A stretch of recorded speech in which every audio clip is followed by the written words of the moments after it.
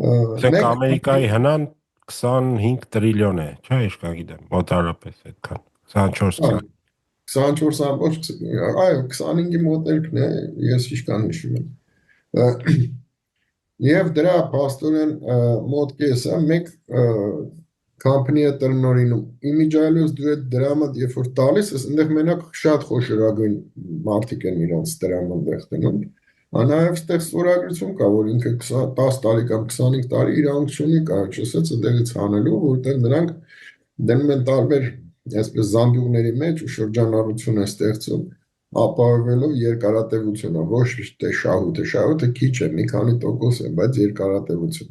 Բայց վերջի հաշվով BlackRock-ը կամ Vanguard-ը տնտեսաքաղաքական միավորներ են, օդի մեջ ստեղծվեցին կամ ինքը իրանք չեղավ, դա թույլատրվեց։ Հա։ Հիմա այդպիսի դրամներով դու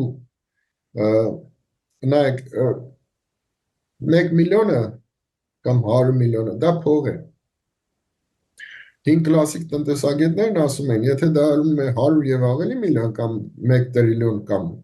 ավելի, դա արդեն գումար չէ, դա արդեն իշխանություն է։ Սա էլ մյուս դասը կամ օրինաչափություն։ Հիմա եթե դա այդպես է, ապա տվյալ մարդկանց խումբը ստեղծում է նաև մասնավոր գիտահետազոտական մասնագետներ բան կանչում է, ով ասում է, ես ուզում եմ կարմիր գույնը կամ կանաչ գույնը։ Մշակեք ծրագիր եւ ինչպես հասնել։ Հետո մտնում եք քաղաքականության մեջ, որ կարծես այդ գործիքը, որը կոչվում է պետություն, չէ՞, մենք ասենք այս հեռախոսներ կառավարման համակարգ, որպեսզի վերցնեն դա կամ արդեն վաղուց վերցրել են։ Եվ նույնիսկ հասա նրան, որ նույնիսկ ամերիկյան սահմանադրությամբ փողը տպել եւ շրջանառության մեջ դնել միայն մասնավոր ընկերությունը իրավունք չունի դա անել, բայց միշտ դա եղել է։ 13 թվին է մտել այդ օրենքը։ Նո, դա 4-րդն է։ Սկզբից եղել է Ջորջ Վաշինգտոնից առաջ։ Անգլիական բանկը ամերիկյան փողը խեղդեց, որը պատճառ դարձավ անկախության ոտքի կանգնելու։ Դրանից հետո նորից մտան միաժամանակ հետո կոչվում էր Central Bank